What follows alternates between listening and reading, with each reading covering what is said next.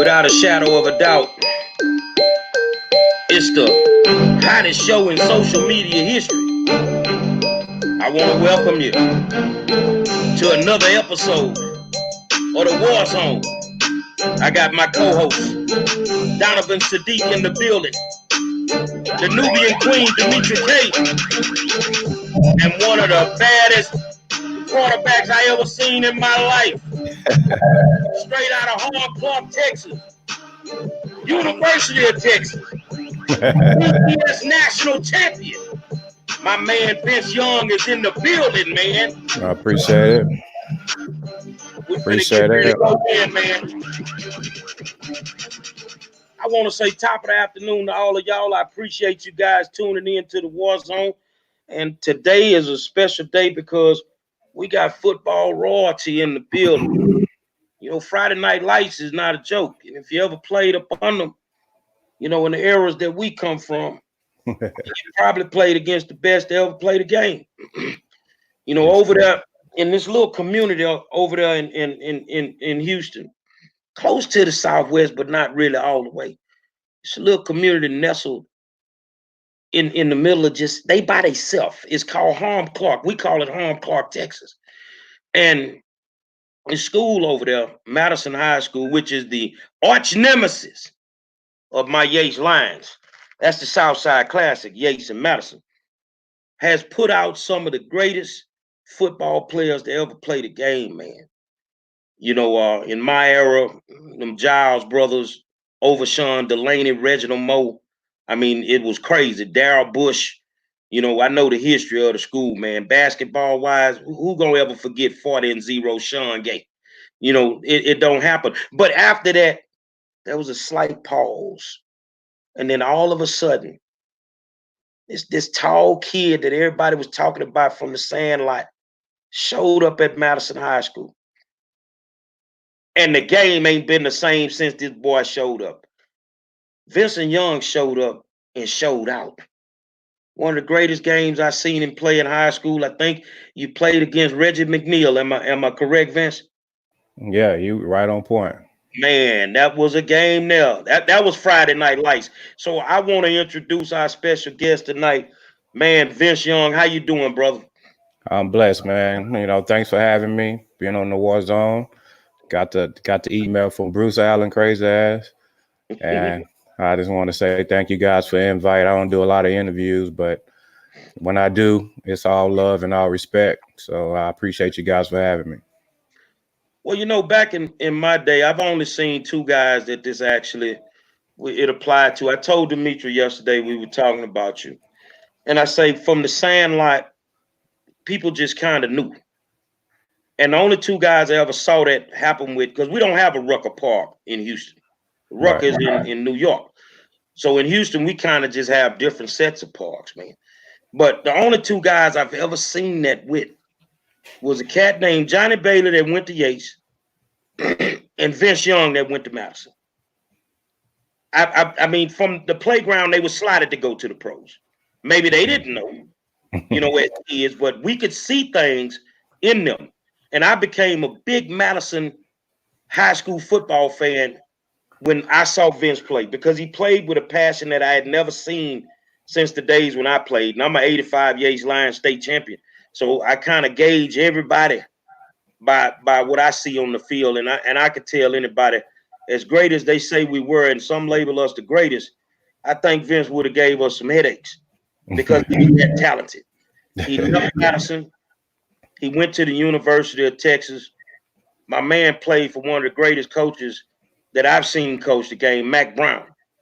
And while you were at the University of Texas, you guys did something that hadn't been done. I think it hadn't been done since Darryl Raw, if I was correct. Right. Win the BCS national championship against Donovan's USC Trojans. But you understand. Man. So I'm going to turn this over to Demetra. You got it, mama. Well, first, again, I'd like to say welcome. And admittedly, I don't know a whole lot about football at all. And so I'm just here really for an education. So I'm going to let the fellas take it away. But if you have any questions, definitely ask, because I'm in the educational field. I do a lot in the community. I mean, I'm raised by 5 women, so the list goes on. I'm down to earth brother, so I'm one of the same guys that you talk to every day with Donovan and 5 Generals. So we all the same. We all the same brothers. Brother. Thank you. Well, usually when we come on the show, we give I do a lot of research, especially when it comes to people who ruin my life. The worst day that ever happened to me, 9 yards touchdown scramble on 4th down with 19 seconds to go. Now, I tell a lot of these young guys out there that when you play ball, and I played a little basketball. I'm not a football player, but I love football. But there comes a time where you're playing a game and you're in the zone and you have that haze around you. Have you ever had that? Was that going through your head, during that game? Because I remember when they flashed on you on the sidelines and you were coming back into the game, you were talking to one of your teammates and stuff. And I mean, we thought it was over and you were not flashing, nothing. It was like, okay, I'm going back in. Let me go ahead and finish this. I mean, what were your thoughts in those last couple of seconds? Well, I was definitely nervous, but in the same time, we have been in that situation for a lot of times throughout that season, for one, and then the year before. So, once we be in that type of position, our coach always say, don't try to be Superman. Just stay into the concept, stay into what you've been coached, and then bring in your talent with it. So we was having a really good game, and USC haven't stopped us the whole day, actually. So once I saw that blitz, the same blitz he ran a couple of times on me, I knew I had a lane. And a couple of my guys, Justin Baylock, that's our starting tackle for our right side, he made a key block with a blitz, and Selvin Young did another opposite great job of occupying the DN that dropped into zone, and it gave me a lane. And all I saw was green, and my instincts just kicked in, just take off, VY. And that was where that was history right there. Wow.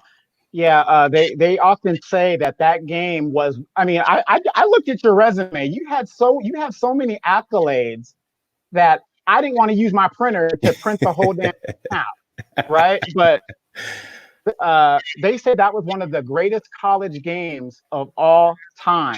They ended up retiring your jersey in 2008, and you were voted number 2 on ESPN's greatest college players of all time. I mean, with all the people that have come through, to the NFL, man. Number 10, you're in the top 10. That's amazing. That's amazing. And then, you came second behind Reggie Bush in the Heisman. I try to tell young, yeah, absolutely. But from the time you were in the playground, and I mean, your stats go way back. I mean, it's just like the general said, they have everything on you from the time you were in the sandbox all the way to where you're at right now. But how disciplined and how hard is it that, especially, I mean, you're coming from Houston in that area, you still live in the area, which is, unheard of. How hard and disciplined is it to get to where you got? Because a lot of guys think, oh, I just got it. It's just going to happen for me. Yeah, I mean, it was tough because I'm from a family with, all women. And we was very poor, man. So we was living check from check. We was a predominantly Black and Hispanic. So, those things touched me, man, as I was growing up as a kid, the things that I saw, as the young man. I'm the baby boy. They call me Bubba in my household. And, I had to take care of women, man. I didn't have no dad there. I didn't have no mad figure in the household. So I had to, grow up in the streets with a lot of the boys, picking on me because I was raised by women, or my mom was strung out on drugs. I done seen a lot of rough things growing up in my lifestyle, in my life, and it made me tough mentally. A lot of people to this day, my friends and everybody, like, man, Vince, you one of the strongest guys I ever met, man. You go through stuff and you always come out of it. I'm like, because I've been through it when I was a kid, and God always showed me another path than what we was, going through. And I'm a family man. I always want the best for my family. So the same way the morals was for me and my family, it was the same way for my teammates. It wasn't about me. It was about my teammates, the guys around me, having fun, enjoying the game, and then also kicking butt, enjoying the moment. So, I live like that every day, still to this day.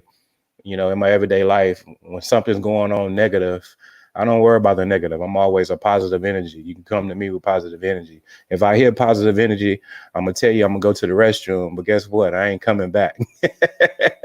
I don't like to hear negative energy, man. It's like a coronavirus. I'm gonna ask you this here because I coached youth ball for a long time till every day. They just said it yesterday. Some of my old players, they got a lot of love for me because of the way I taught the game and the way I made them respect the game on the field and off the field. Correct. You played for a great high school coach. I played for Coach Booker. You were blessed to play for Coach Ray Seals. How influential was Coach Seals to you throughout your whole career? Yeah, Coach Woodard at Dick Dowling and Coach Seals, those two guys was like a uncle and father figure for me because I didn't have it. And one of the things that Coach Seals taught me was, man, your talent is going to not only be successful on the football field, because who you are as a person and the type of heart you have is going to save so many lives because the way you walk and how you raise. And I didn't get it at the moment when he said that. But when I continue to get older and older and I see how people gravitate to me, want to be around me, and it's not because just of the athlete, I'm retired now. And, when I go out now and do things and hang out with people, I'm starting to hear what I want to hear now is, man, Vince, I really like you as a person, man. I can care less about your accolades. And that came from Coach Seals, it started with him. He taught me so much, like, Vince, go work on your speaking, go to speech class. It's so much things that he taught me, not just football. It was teaching me stuff off the field. And when he grabs you and he tell you to come here and talk to him in his office, you need to be there before he get there. You better be sitting on the floor in the gym waiting on him. Yeah, he didn't play. So that was one of the guys that I truly respect still to this day, man, just to have him go to the College Hall of Fame with me in New York this past year. Playing golf with him still, just to have him in my life as a mentor, as a father figure, man, it's a blessing. Well, let me say this here, man, that you got robbed for the Heisman. We know that. You got robbed for the Heisman. They could have fixed it later on, but they still didn't fix it. But now you're sitting and you're waiting to get drafted. And this is why I'm not a Texan fan, y'all. I don't care what y'all say. Yeah, I love Houston, but I'll never be a Texan fan. They got the chance to take the Michael Jordan of football, and they take Mario Williams. Yeah, I heard it. What went through your head? You in the green room. What went through your head when they could have picked you? You could have came home, played at home, and now you got to sit and you got to wait. Yeah, that was a tough one to eat. But, NFL is a business, man. As y'all starting to see it now, and it's starting to get more exposed to this day. NFL is a business. They care about you for that contract, and then after that, they throwing you to the wolves. So, I definitely wanted to play home. That was one of the biggest reasons why I left Texas. I could have stayed another year and try to win another national championship. But when I knew them guys had the number one pick, I wanted the opportunity to play at home. And, Mr. McNair, may he rest in peace. He didn't, like some of the things that I had in my backcourt. He didn't like my agent. There's a lot more scenarios and stories that go to it. But he didn't like what, the people that I had around me at the time. So, that's how it happened. That's the situation that happened. But I definitely wanted to play at home, and that would have been a blessing for not only just me, but the entire Houstonians. We would have enjoyed kicking some butt every Sunday. Let me ask you this, because we interact with our fans. So I got a fan that asked a question. Could you talk about the stereotypes that was really pushed when I played high school football, that black people were not smart enough to play quarterback. Now, I'm going to be honest with you. I don't know what the hell is on the Wonderlic test, but I don't care. I just watch you do what you did in the Rose Bowl. Who cares if he doesn't pass this little BS test that you take it? But the thing is, we know somewhere down the line, somebody, Vince should play wide receiver. He has the size. Now, Vince need to play quarterback. Tell us about this stereotypical attitude where they say that the black quarterback is not smart enough to play in the NFL. Yeah, man, that's another tough deal where they call us athletic quarterbacks. We're not quarterbacks that's athletic, but it's changing now, and they starting to get it. But in the time, from Greg Williams to Donovan McNabb to Ronnie Cunningham, Warren Moore, I mean, the list goes on of names that African American quarterbacks that play the position. It's always been like that. And then when it got to mines, this is when media was kind of starting off in my career when I was going into the draft. And, the Wonderlic text, I didn't take it serious. I just kind of wrote down anything for that. What's on it? It's just basic answers, just basics like a test like you taking at school, But I wasn't looking at no Wonderlic test as, these guys thinking my IQ. They can see my talent or ask me questions by themselves, then or a test telling me that I'm smarter or dumb. So I didn't take the test serious. So I kind of just wrote down anything just to move forward, But they blew it out of proportion. They said that, and that's what they used against me, try to make my stocks go low. This is stuff that they do, and that's why I said it's a business. But at the same time, that didn't crush me. That didn't hurt me. I took those blows and I kept going. I did great interviews. Things like that happen, man. This is why I tell young people today, man, when something occurs and something happens, you know who you are. Don't let nobody else define who you are. So that's, when I go through those situations, man, that's what happened, man. So I just kind of stay moving, man. And those situations occur, man. Every day, all day. Ms. Dimitri, you got a question? I do have a question. So it sounds like the NFL, I guess, schedule was released yesterday or the day before or somewhere like that. Yeah. In your opinion, how unrealistic is it for the NFL owners or the commissioner or whatever he's called to expect a full season to go forward? Because I know here in California, Governor Newsom was like, I don't see any, major sports taking place until 2020 at the earliest. And so in your opinion, do you think there'll be some sort of a regular season? Yeah, man, the NFL makes so much money. When they say they're doing something, they're doing something. And people across the world need to get that, stop thinking about all this and that. Listen, when the NFL or the government or anybody tell you something is happening. And this right here should tell you right now what we'll be dealing with the coronavirus. When they tell you something, you need to take heed to it. You know what I mean? And the NFL is $1 billion company. And if they tell you they having a season, gonna have one. They gonna have a season because they got some insight, they got some information, something going on upstairs that we don't have no idea about. But if they telling you they having the season, they releasing the schedule, something going on. For them to have a draft and still have a draft and still what was the number one draft that everybody ever watched? They getting numbers, they making money. That's what they all about, money. So it's gonna happen. So it's a shocker to me, but in the same time, I wouldn't put it past me. I know the NFL, man. That's how they is. Hey, Vic, you had a great career. I mean, like I said, the stats, people, if you haven't seen this man's stats, what he did on the field, unbelievable. This guy was a top. I mean, his stats prove that he's one of the best quarterbacks that played the game. But when I was doing your bio, I think in 2000 you went back to school and got your degree. Now a lot of guys, they get into the pros and they make the money, they live the life, and some guys, not all, but some guys don't go back.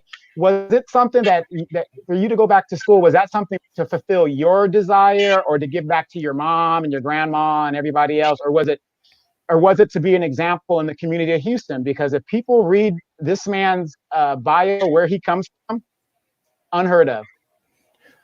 Yeah, it was definitely for me because the doubts. You know, when somebody tell me you're not, that doesn't do nothing but fuse me and motivate me to do stuff. And when I was growing up, like he was saying about black quarterbacks, you know, a lot of people said I wasn't going to play NFL. You know, I wasn't going to be an NFL black quarterback. They said I was going to be a receiver, like he was saying. So that motivated me. I'm like, nah, I'm gonna show you what I'm going to do. It was the same thing, you know, with me graduating from the University of Texas. And, you know, one year, you know, I went back to school while I was playing with the Tennessee Titans, and ESPN goes on TV and does a whole story about me going back to school. And they said, no, he shouldn't be in school. He should be at practice working out with his team. And I'm like, that's the message that you telling our world, our kids, even though you this quarterback of an NFL team or whatever, that education is not important. And I was a little upset with that. So, you know, again, I pushed myself. I had 57 hours left and I went and took care of my responsibility. And I walked across that stage and I got the last laugh, and I'm always about the last laugh. So I wanted, like you said, I wanted the community to know and kids out there to know, no matter what you're doing in life, how much money you have, it's always important to have that on your resume that you graduated and took care of your responsibility. So that was my message against all odds. What I want to talk to you about now is I know how I feel about my old high school and my old coach, the legacy of the program. And we've been through pure hell in the last 10 years. And I never thought I'd wake up one day and see Yates High School 0-10. Never thought we would see that. And at that point, we needed to do something. Your old high school, which has a great history, a great history in athletics, especially football, they're struggling right now. They're actually struggling right now. I know a lot of kids, you know, they don't want to play for this particular coach, and I get it, you know, but that's the reality of it. Because sometimes, and you know this just as well as I do being a football player, sometimes the players are smarter than the coaches. I don't care what nobody tell me. Sometimes the players are smarter than the coaches. So what does it feel like to see your old high school struggle in the manner that is struggling? Because Demetri and Donovan, you have to understand, Yates versus Madison, we could easily put 40,000 people in the dome. It's what it was back in the day. But now it's like, oh, well, they don't have the athletes. I believe if you find 11 football players that can flat out go, we can play some football. Right. You know, but some days, you know, we got to put the legacy of the program up to the highest degree. That's how I feel. You know, the University of Texas has standards when it comes to that football program, and they're not going to put up with certain things. So like Bear Bryant used to say, if you say it's not about wins, and you know how people say it's not whether you win or lose, it's how you play the game. Well, Bear Bryant said you a lie because it's about wins and losses. Mm-hmm. So how do you feel watching your beloved Madison Marlins? And I've been through it with Yates. I think we won one game last year. How do you feel watching your high school go through that, man? Well, I don't get to see them guys as much as I want. You know, I try to sneak in and get a couple of games in to support them. But when I listen and read stuff, you know, it's always tough to hear that. You know, as well as my university going through the same thing right now. Mm-hmm. I just really believe that, you know, we just got to get back to, you know, who we are. You know, it's not just about the sports part of it. You got to start caring about these young men and young ladies. And, you know, Coach Sills and coaches did back in the day at JY, man, you know, they cared about you. You'll get a knock at your door. Exactly. It's like, if you're not at home and your coach knock on the door and you're not at home when you're supposed to, you already know you're about to run extra at practice. Or something's about that, oh, you're not going to play. You know, that stuff is just not happening no more with our parents or even the coaches no more. Yes, our coaches is preaching to them at school and doing practice, but what are you doing, you know, after that? You know, a lot of people are upset because they're not making as much money But back in the day, the coaches wasn't making a lot of money neither. They just had the passion for the kids, and I just think a lot of that is not there no more. And that's just my opinion, and you got to put that back in there. A lot of people say the pride of Madison is gone. Let's try to bring it back.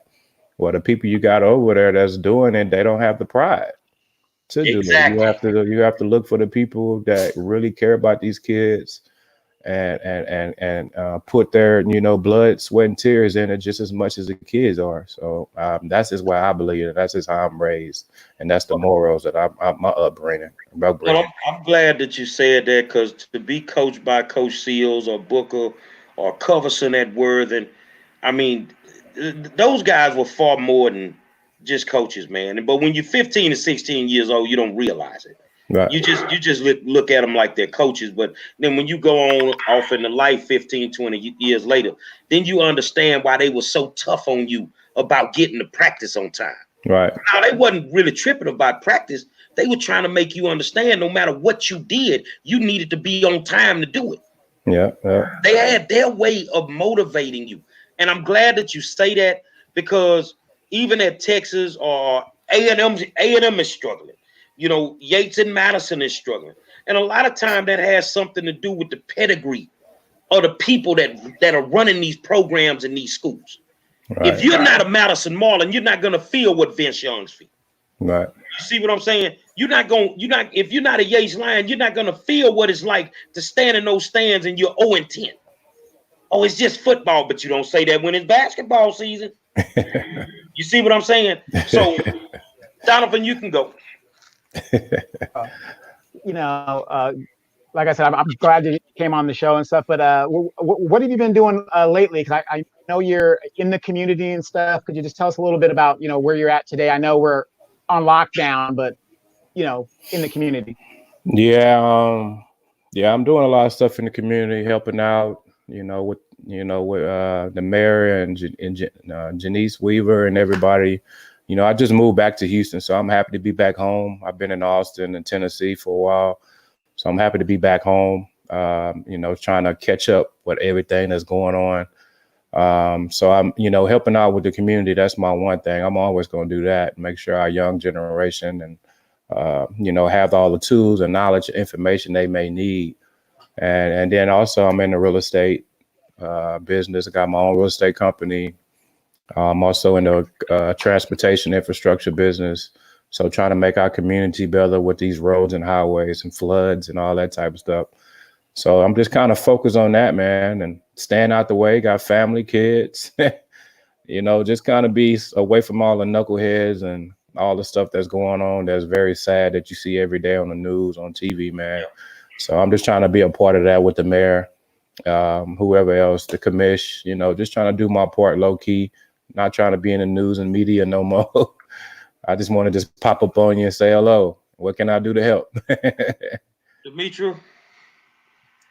I want to pick up on something you said earlier. You said you didn't have a father in your life, but you had an uncle and other male role models. Can you speak to women about if the dad is not there, how important it is to have a good, strong male role model in the kid's life, especially boys? Can you speak to the importance of that?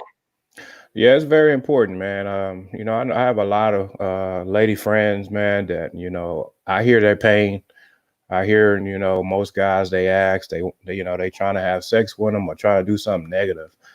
I come in there with a couple of close friends. Like we are very hands-on. Like if your son come to my football camp, you dropping him off, we got him.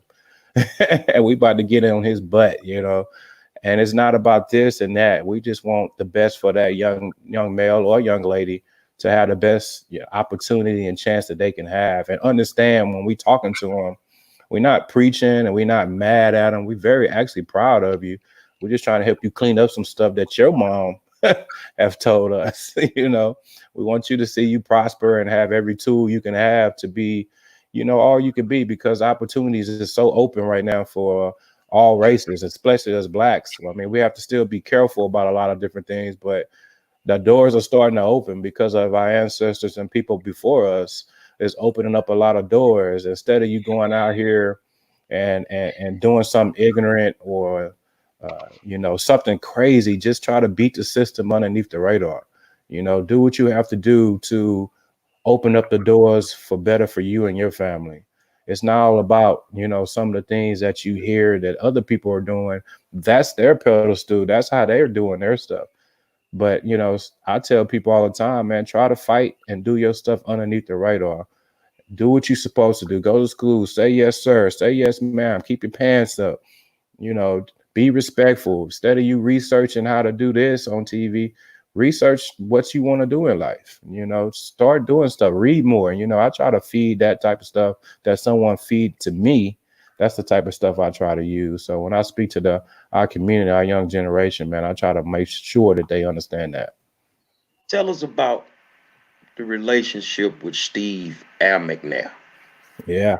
What was that like, Doc? Man, Papa Steve, R.I.P. You know, July 4th about to come up here, man. That's the day. It's a sad day for me. That's the day he died. But he was a great mentor for me. For him to take me underneath his wing, from Ivory Young. Ivory Young, which he's a Houston native as well. He took me down to his football camp because he played at Alcorn in basketball. He got good friends with Steve McNair. Him took me to his camp in Mississippi. And I went out there and did a good job at the camp. And Steve was like, who is this little skinny kid over here? This guy's pretty good. And my Uncle Ivory, I call him. He's like, that's my nephew over there. He's like, well, I want to meet him. And if anything he needs, you tell him he can call me at any time, any moment. And for him to do that, and that's the couple of years that he was running for MVP, you know, that's when his career was taking off. For him to be on that pedestal, but to take the time out of his schedule to listen to me and mentor me, I thought that was one of the blessings that God had, you know, done for me. Another blessing that God has done for me. So I miss him to this day, man. His family, Mama McNair, the whole entire family, I miss him to this day. So any chance I get, I try to post something, wear his jersey, something, because he was a major, major person in my life. Donovan? Is there any kind of advice you would give a young person, you know, trying to make it to the NFL or just trying to get to a good college? You know, just something, you know, is there like that magical advice you would give them to get them there, you know, or to keep them focused? Well, the main thing is, you know, keep God first, because you're going to go through it. So, you know, find you some people that you know that's going to be there and have your back 100%. And if y'all do go through something, make sure y'all have a conversation and go, you know, correct it. But, you know, I tell you, a lot of young guys to understand they're going to have adversity. They're going to have people give them constructive criticism. You know, when you get that constructive criticism, don't take it as that person don't like you. And I hear that so much when I speak to kids, like, why he always on me? Why is he doing this? Because he see potential in you. If somebody comes to you and don't say anything to you, now it's a problem. You want people to be on your butt every day, all day, and take each and last one of those bumps and bruises. So when the blessing do come, you know, I tell this to some of my homegirls and young ladies as well, because the blessing is going to happen. The question is, are you going to be ready for it? Or you still going to be moping? Or you still going to be crying because people was on your butt? Or are you going to be like, man, they told me this was going to happen.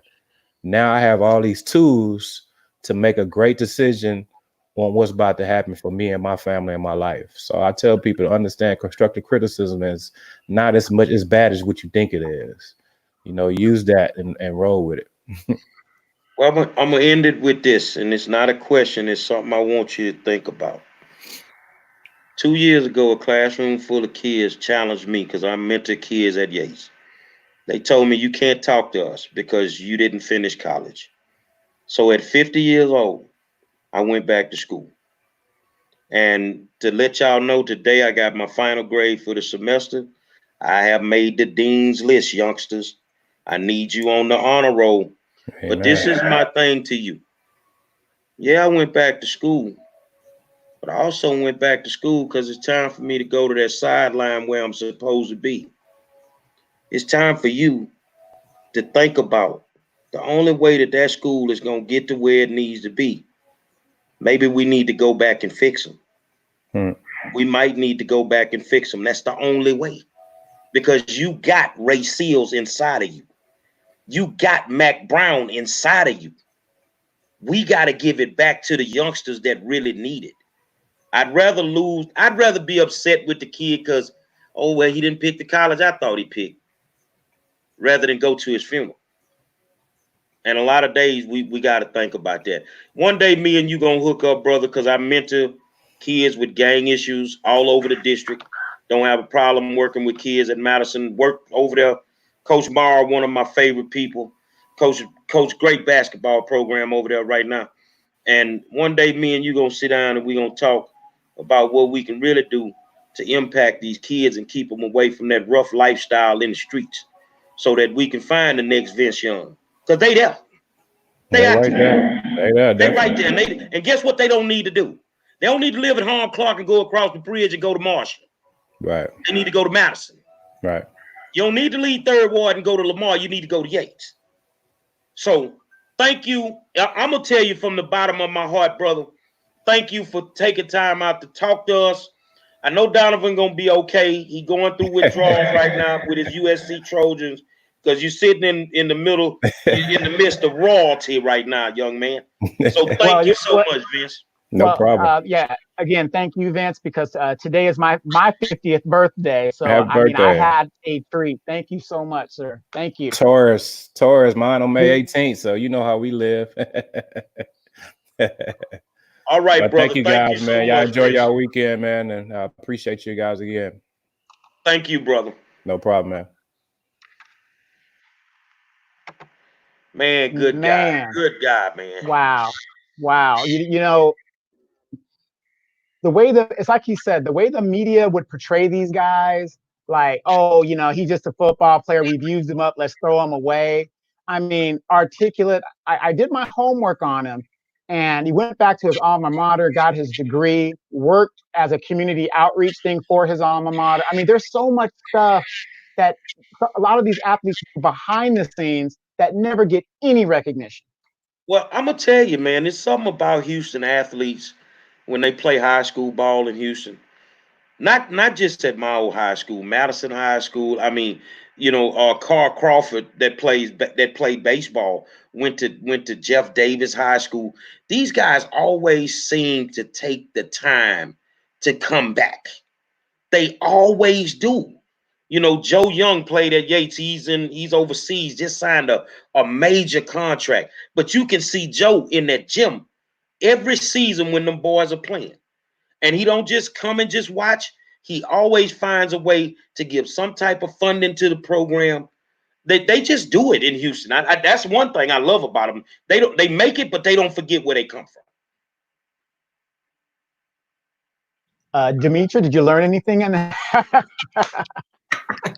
I mean, I know a little bit about football, just a little bit, but you know, what I got from him is that he's such a humble spirit, you know, and I agree with Donovan. A lot of times they make something out of people. When I say they, the media, you know, they paint this picture of a person, and then when you actually get to, you know, talk to them or know a little bit more about them, it's like, wait a minute.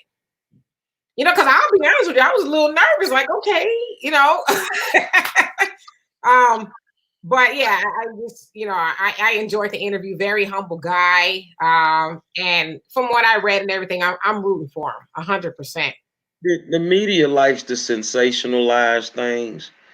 You know, when you're in the position of a Vince Young or anybody of that magnitude, you become a target.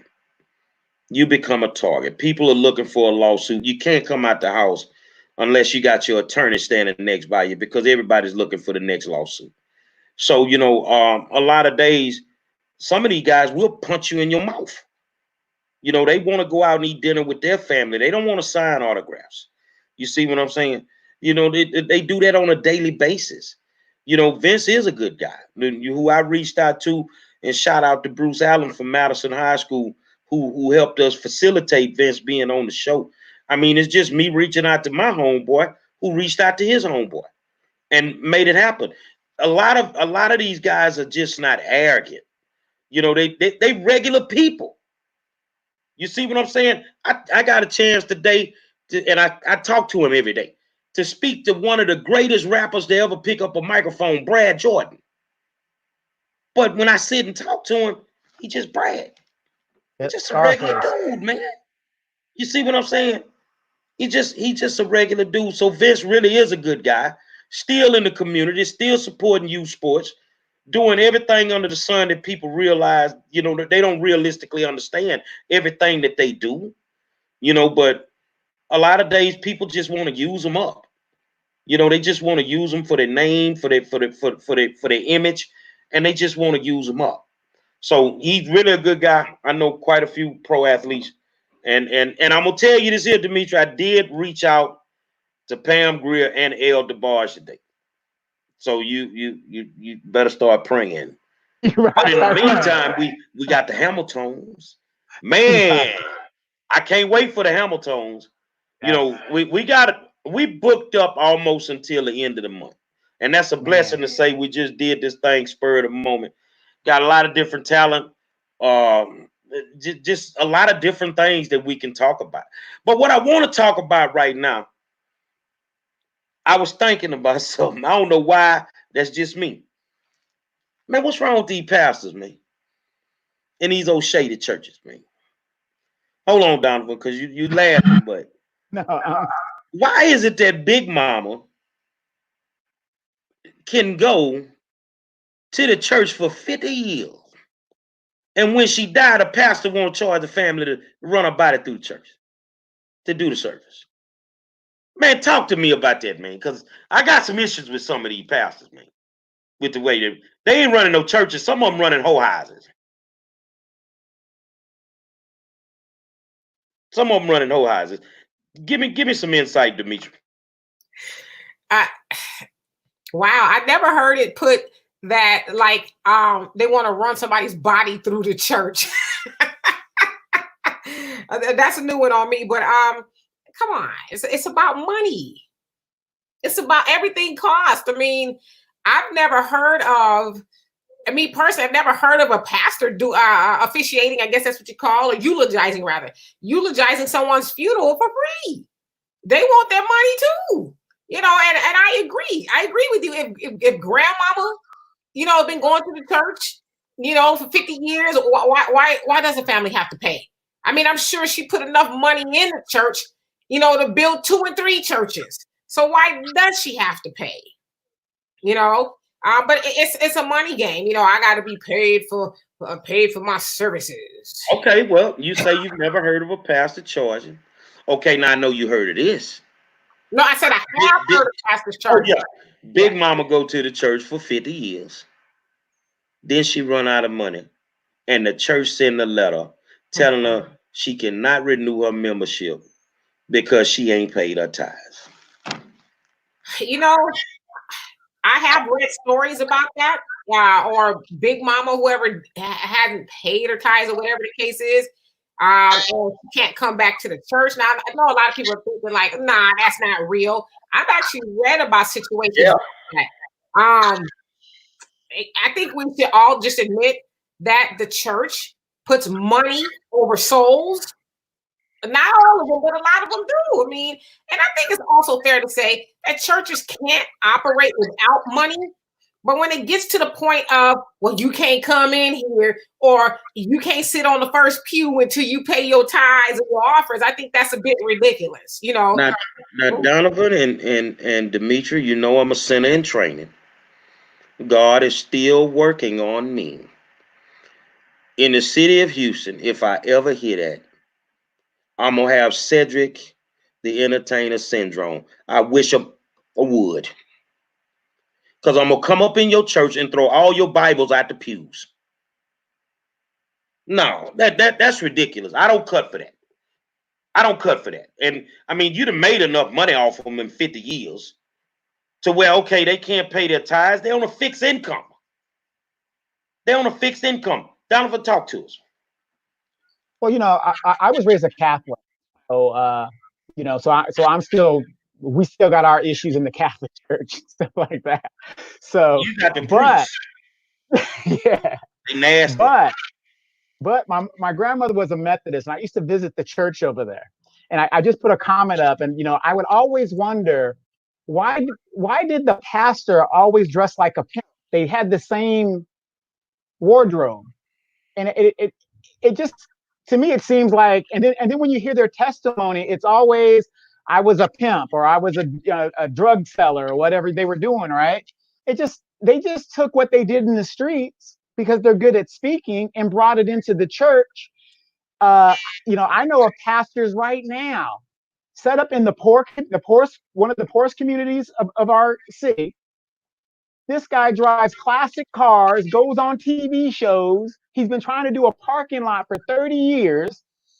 And the people just, it just blows your mind, at how they live and the extravagant things. And, the member doesn't have enough money to keep the lights on. I'm The building fund. That like right now with the coronavirus and us dealing with this pandemic, why these pastors not on the front lines?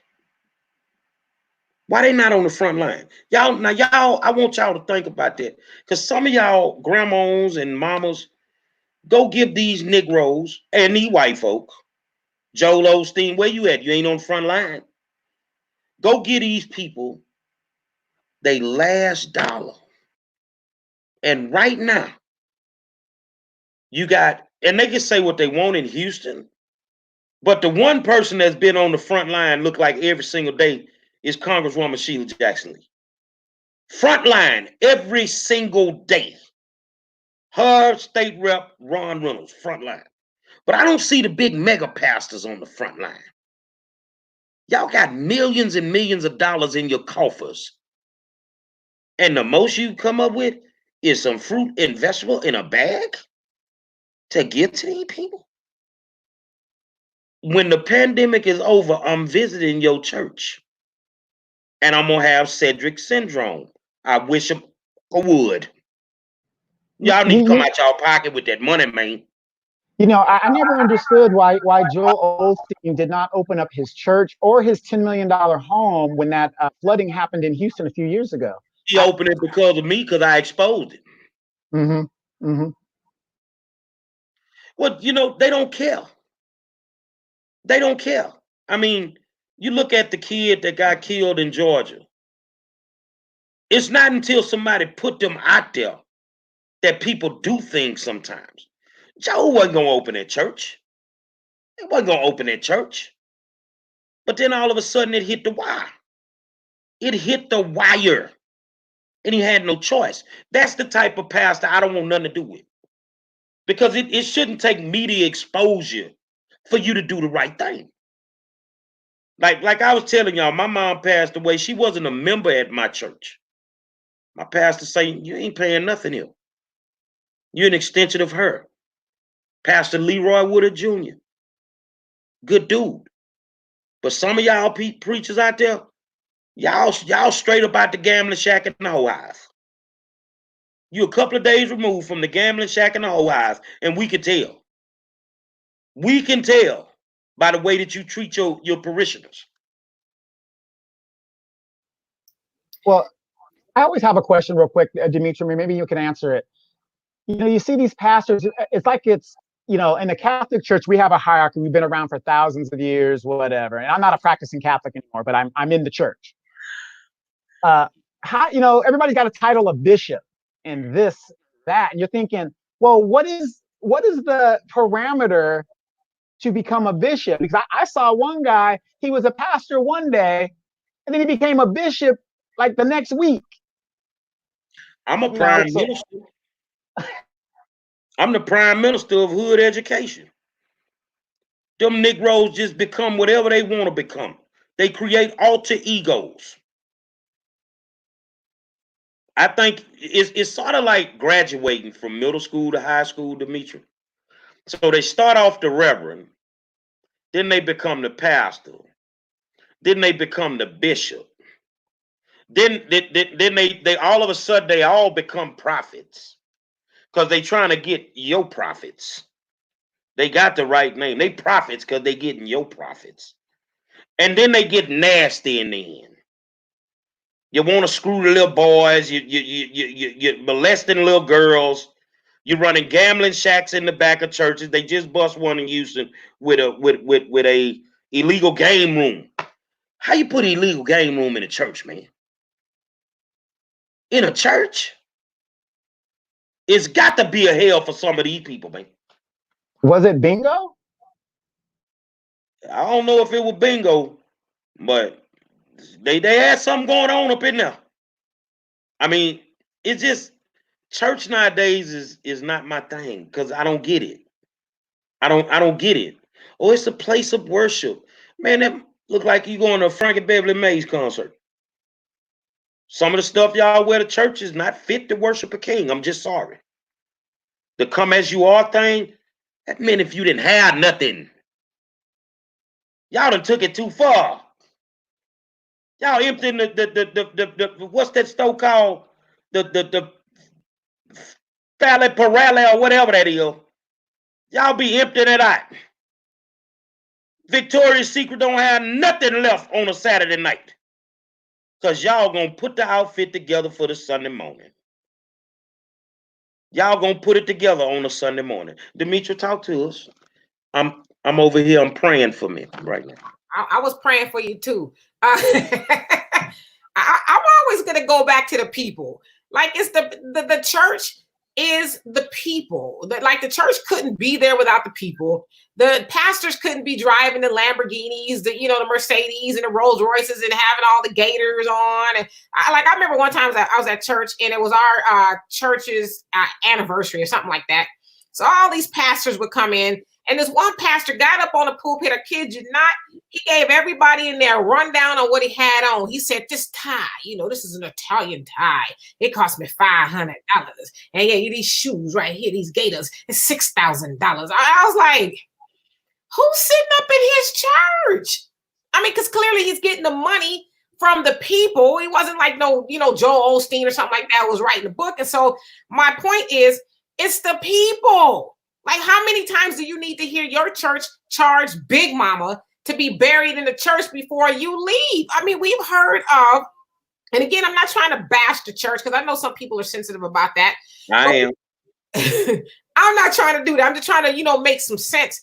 I mean, we've all heard of churches that have had a lot of sexual abuse in the churches, and they sweep it under the rug. That's why I really like the show Greenleaf. I don't watch a lot of TV, but I do watch that. Because that show was actually speaking about a whole lot of people's experience. Like I've heard of a lot of churches that just sweeps sexual abuse under the rug, and they go to the Bible. Well, in the Bible they say we're supposed to handle it in church first. You're supposed to go to the person that wronged you, and then if they don't stop, you got to go to the you got to go to all these things before you get actual justice, right? And so it's the people. The people in the church keep allowing these things to go on. In the Bible, and like I said, I haven't been to church, but it says, study to show thyself approved, rightfully dividing the word of truth. So that means don't just take your pastor's word for it. Go to the Bible, which a lot of people claim they read, and go in there and do the work. Read it for yourself to see if it's true what your pastor is telling you. But a lot of people, and Gary, you made the point the other day, you said a lot of people read half the Bible and only live one half or something like that. And I would venture to say it's less than that. Most people got dust on the inside of their Bibles because they never crack it open unless and nowadays pastors don't even use the Bible. They just stand up there and talk to people. So let me ask you this here, because none of us are pastors or ministers or bishops or whatever they want to call us, deacons or whatever. Either the pastor line or the Bible line.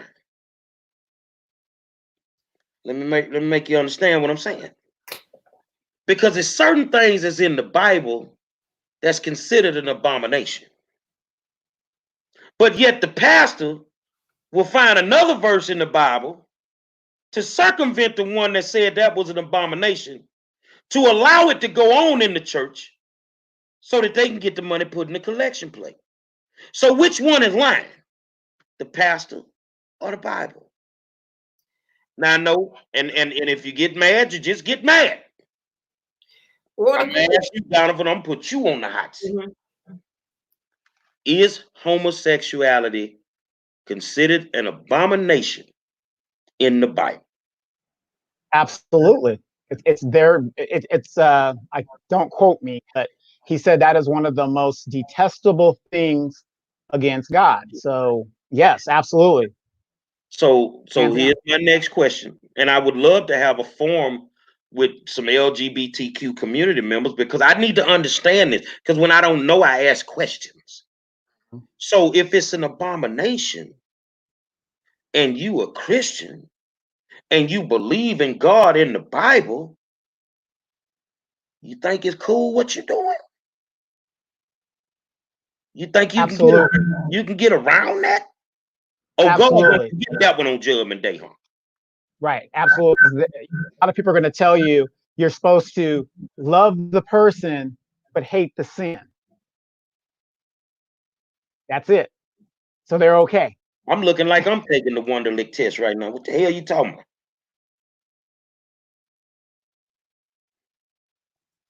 Love the person but hate sin. Jesus came here and wiped all that away. You love the person and hate the sin. That's what they tell me. Demetrius? So here's a question for both of y'all. Imagine you being at a church, your pastor gets indicted by the feds, supposedly from selling fake bonds to the parishioners. What would be your mind frame? And then 7-8 months later, a year later, he take a deal on it and admit that he did it. How much of a sucker do you think he would be at that point? I would say this. All of that has happened and then some in churches, and the members still, I mean, I'm telling you a true story of a church. I won't say where it is, but this pastor was a known pedophile, if you will. And he would go from, and this is in black churches, he would go from church to church, and the new church would know what he was doing. And so he got caught up again at and he's at a church now. At one of the last churches he was at, got caught texting a minor that he was supposed to be counseling. So when it all, hit the fan and, like you said, hit the wire, it was church goers, if you will, on the news. Oh no, not my pastor. I think the girl is lying. Oh, they just making up. And it's like, you knew that he had a past already. But the point that I'm making is the people don't care. Like you asked the question, is the Bible lying or is the pastor lying? How would the people know if they don't research for themselves? And most people won't. They just, I ask people this all the time when people tell you, you should go to church. Oh, it was just a great, Sunday we just had. Ask them, what did the pastor talk about? And most people are going to say, well, you know what? I don't know. You know why they don't know? Because they was too busy hooping and hollering, caught all up in the pastor. And the Bible says that Jesus should be lifted up, not man, but it's backwards in the church. People go and lift the pastor up and not Jesus. And so they get caught up into all his bells and whistles and hooping and hollering. And they can't even tell you what they was in there for. They can tell you what Sister So-and-so had on that day, though. You know what I mean? But they can't tell you what they were actually doing. They're supposed to be getting fed the word. They can tell you the songs that the choir sang. Oh, they sure sounded good and heavenly today. But they can't tell you what the pastor said. Is because they're too wrapped up into him. Like symbolism. Same thing like we do with politics. It's symbolism. Just going to church and then they want to damn you to hell for not going, but they can't even tell you why they going.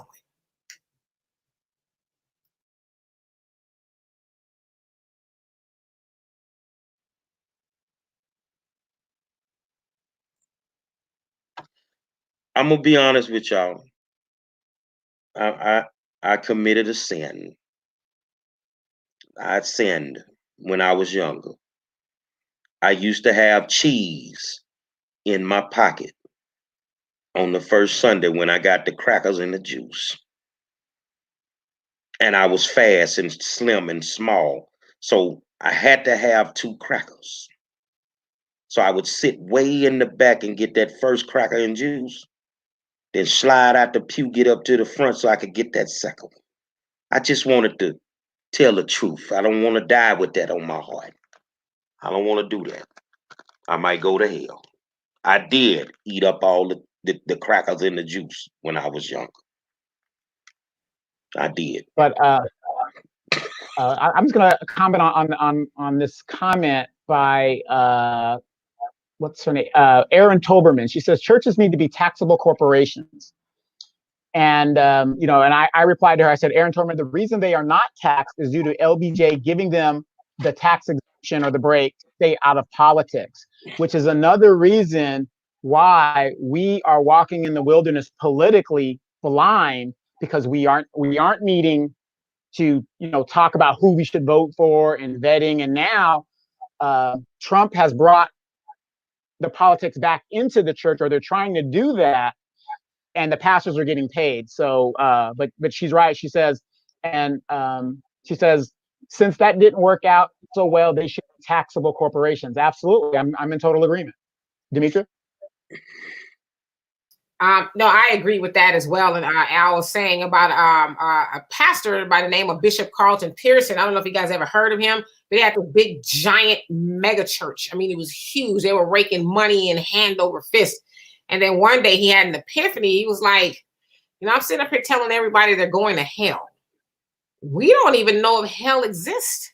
And so he started preaching that message, and people started getting turned off, and they started leaving the church. The people that were above him was like, wait a minute, what are you doing? And he was like, I just can't continue, to preach, just lie to people. And I agree with that. Now, this is just me and the way I believe, especially for Black people. I don't believe that a hell exists for us. With all the hell that we've been through on this planet, I just can't imagine going through anything more, right? And so I think, once people finally wake up, and again, the church is not all bad. I mean, it serves for good purposes and stuff. It helps people with certain things and all of that. So I don't want, like I said, get into bashing the church, but I think people really should open their eyes a little bit and actually ask themselves, what am I learning? Like the book that I tell you guys about, oh gosh, I don't have it here, but Outwitting the Devil. It says a couple of the things that instill fear into children. One of them is parents. The other one is school. And the other one is church. Because when you go to church, they tell you, oh, have faith. You got to have faith. You got to believe. But then on the other hand, they're telling you, well, if you don't do this, you're going to hell. And if you do that, you're going to hell. And so faith and fear can exist in the same space at the same time. So on one hand, you're telling me to have faith, but on the other hand, you're pumping fear into me.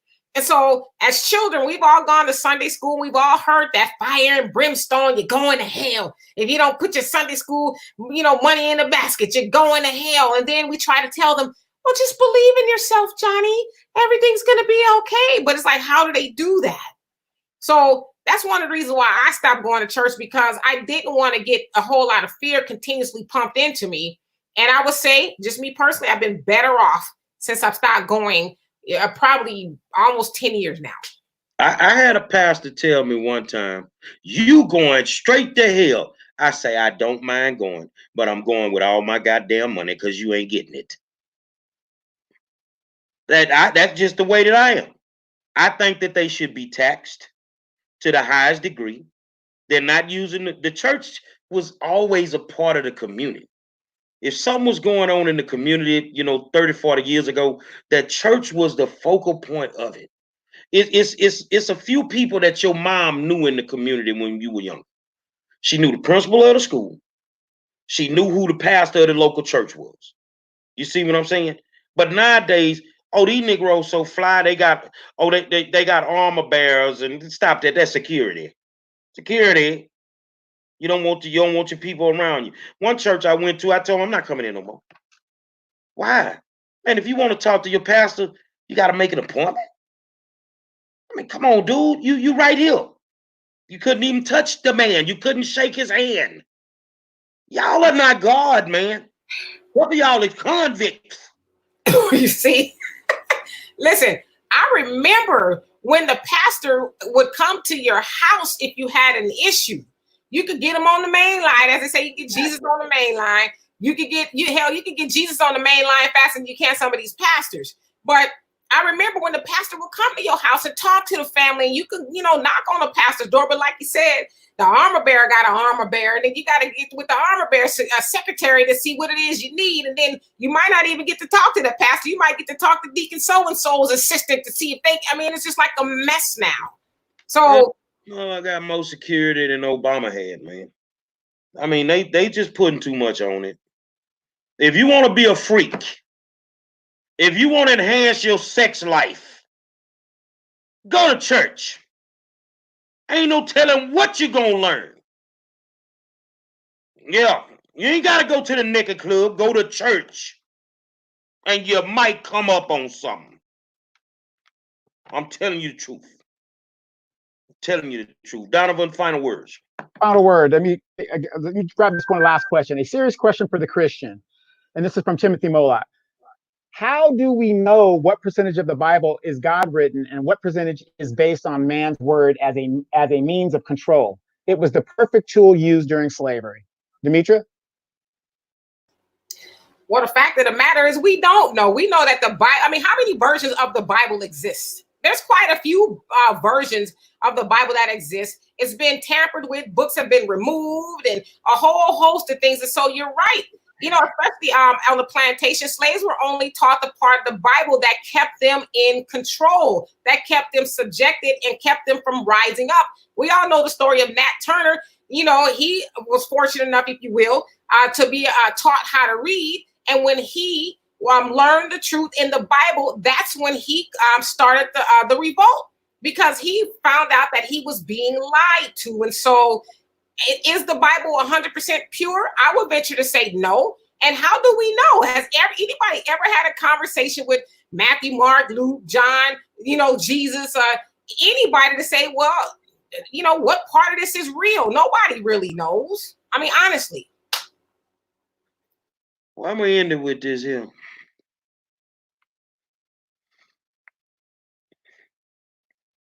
Church ain't for Monroe. I ain't got the kind of money that some of you pastors looking for.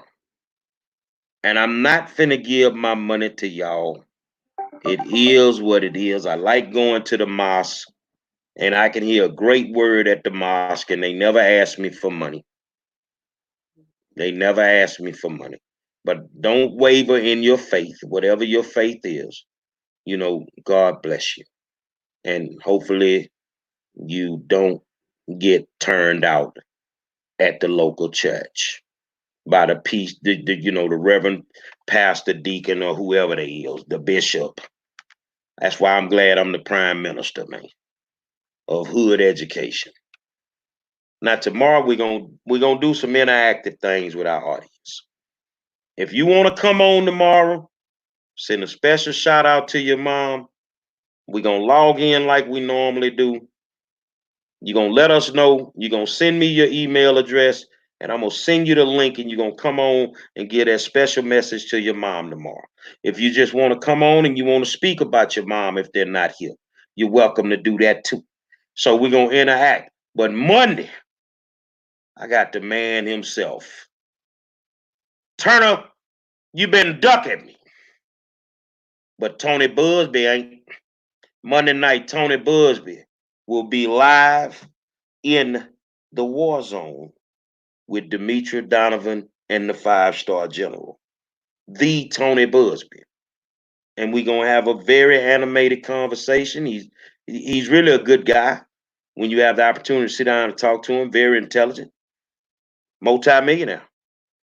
Now y'all, Monroe, but he's a multi-millionaire. I can't check $1 million hanging around with y'all. Ain't got nothing but $2 in your pocket.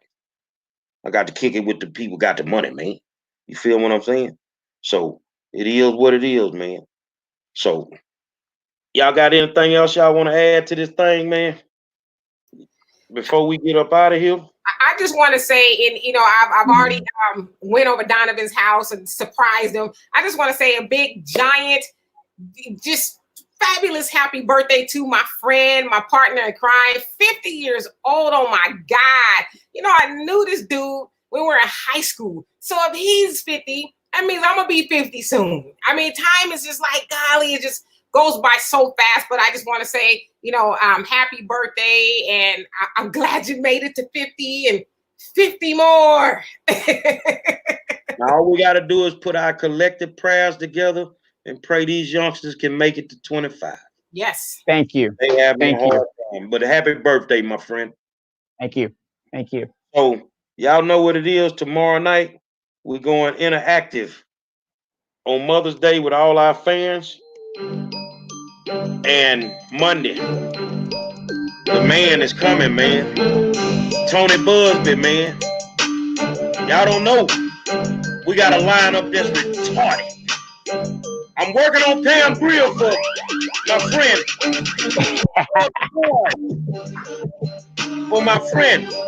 And I even sent the message to Big Worm from Friday. And we're going to see if we can get him in there. Say, my good friend Donovan Sadiq. Oh, man. Dimitri K, what can we say? And I am the 5-star general. And we'll see you tomorrow night.